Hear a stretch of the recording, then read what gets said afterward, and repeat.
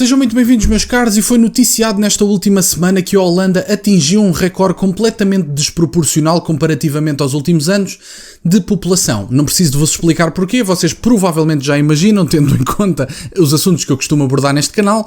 Vamos então ver como é que isso aconteceu, porque é que isso aconteceu e em que direção é que vai a origem dos novos habitantes da Holanda. Vamos então ver esta notícia, em que é dito: preocupação com a população da Holanda atingindo um recorde de 18 milhões. Geert Wilders chama ao crescimento de louco e observa que o aumento populacional se deve puramente à imigração. Números divulgados pelo Escritório Central de Estatísticas da Holanda mostram que o novo marco foi alcançado. A imigração levou a população do país a um novo recorde de 18 milhões de pessoas. Segundo o líder do Partido para a Liberdade, o PVV, Geert Wilders, o número atual de habitantes é louco. 18 milhões de pessoas num pequeno pedaço de terra, diz o próprio. No ano passado, no balanço, 142 mil imigrantes a mais, enquanto há uma enorme escassez de habitação, saúde e polícia. Uma loucura. A rainha Juliana disse em 1980: a Holanda está cheia, agora está a abarrotar.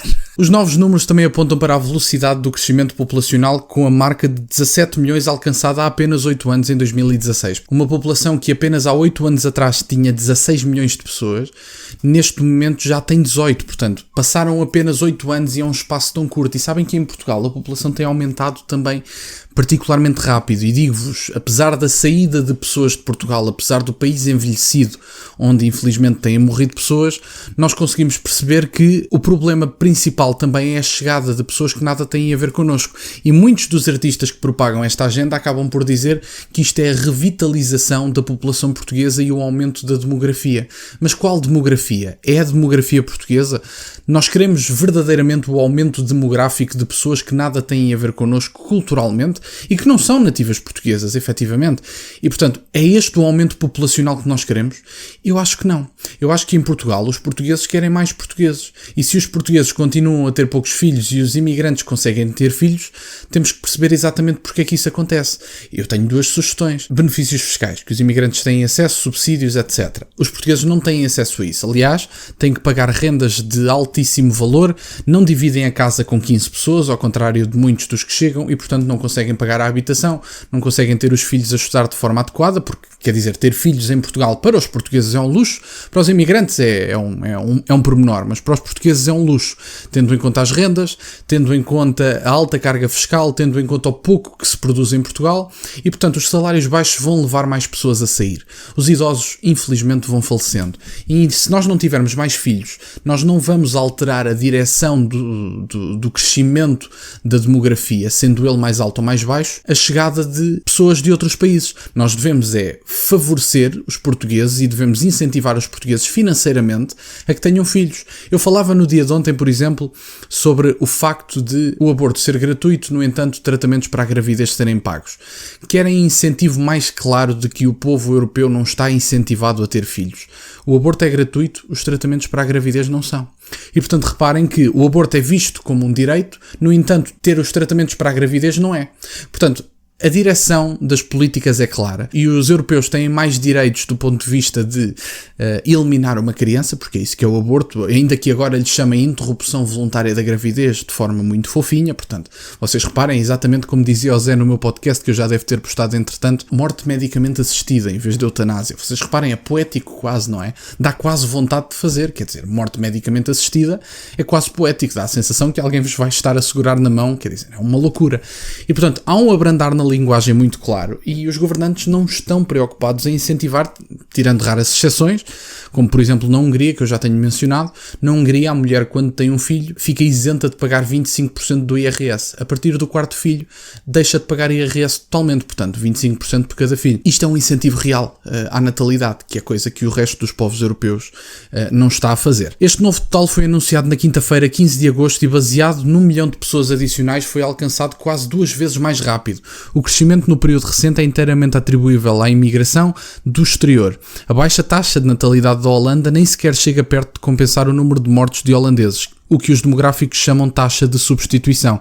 Portanto, é engraçado que neste momento os especialistas e alguns comentadores que antes falavam da teoria do francês de substituição, a teoria da substituição populacional, antes era um mito, mas é curioso que agora os estudantes da área e os profissionais da área comecem a chamar taxa de substituição a essa mesma substituição, porque quer dizer, os holandeses neste momento, à semelhança dos portugueses, têm uma taxa de nascimentos que nem sequer cobre as mortes e, portanto, e no ano passado tivemos um recorde de nascimentos.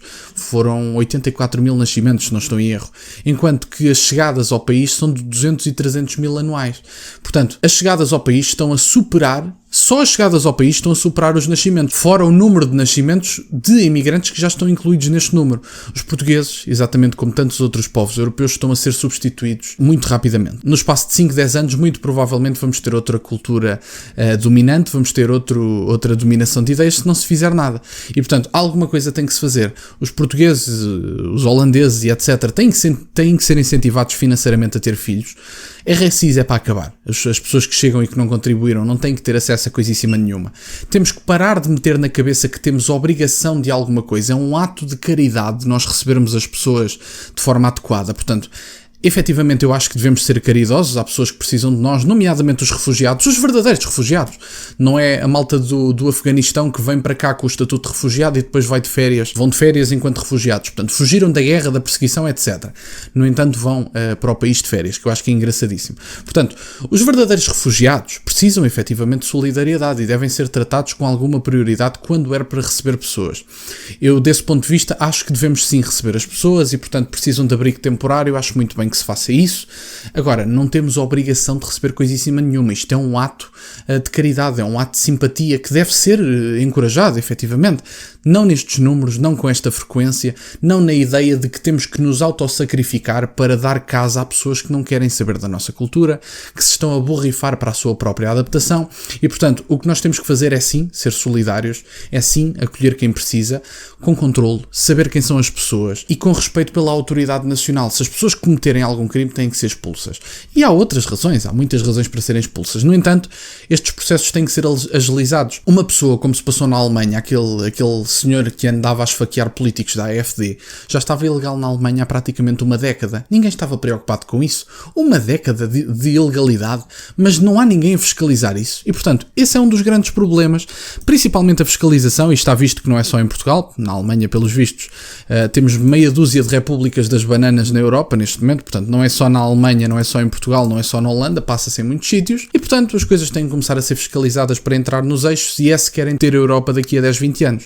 Porque se não quiserem, estamos no caminho certo. Se vocês quiserem o fim da Europa, e se forem defensores do fim da Europa do ponto de vista civilizacional, estamos no caminho certo. A Europa vai caminhar para o fim rapidamente, alguma coisa tem que ser feita, e felizmente cá estarão alguns de nós para fazer alguma coisa. Da minha parte era isto, meus caros, quero-vos agradecer por estarem desse lado. Como sabem, eu estarei de férias neste vídeo que eu estou a gravar, apesar de ser de uma coisa relativamente atual, eu já estarei de férias e, portanto, vão ter cortes dos podcasts neste canal. Espero que gostem, são alguns momentos que eu achei interessantes para a política internacional e, portanto, espero que gostem, que estejam presentes, que deem o gosto, compartilhem aquelas coisas todas, que subscrevam o canal. Obrigado mais uma vez por estarem desse lado. Eu, dia 26, 27, já estarei de volta, mais coisa, menos coisa. E, portanto, obrigado mais uma vez por estarem desse lado e nunca se esqueçam, meus caros, questionem tudo. Até à próxima.